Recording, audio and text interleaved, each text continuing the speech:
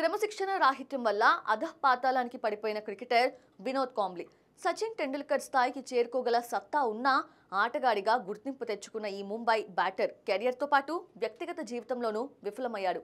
చెడు వ్యసనాల కారణంగా ఆర్థిక ఇబ్బందులు, ఆరోగ్య సమస్యలతో సతమతమవుతూ చావు అంచుల దాకా వెళ్లాడు.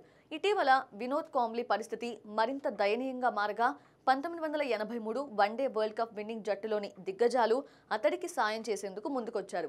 ఈ క్రమంలో టీమిండియా దిగ్గజ బ్యాటర్ సునీల్ గవాస్కర్ కాంబ్లీకి ఇచ్చిన మాటను తాజాగా నిలబెట్టుకున్నారు. తన ఫౌండేషన్ ఛాంప్స్ ద్వారా అతడికి ఆర్థిక సహాయం అందించేందుకు రంగం సిద్ధం చేశారు.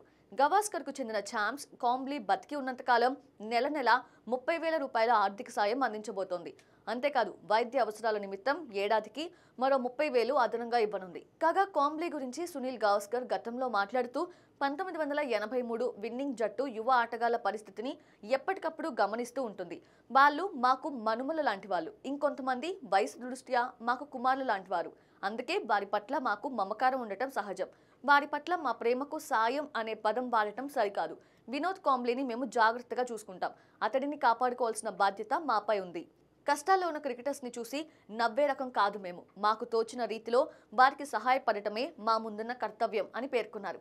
ఇప్పుడు అందుకు తగ్గట్టుగానే గవాస్కర్ తన వంతు సాయం అందించడం విశేషం.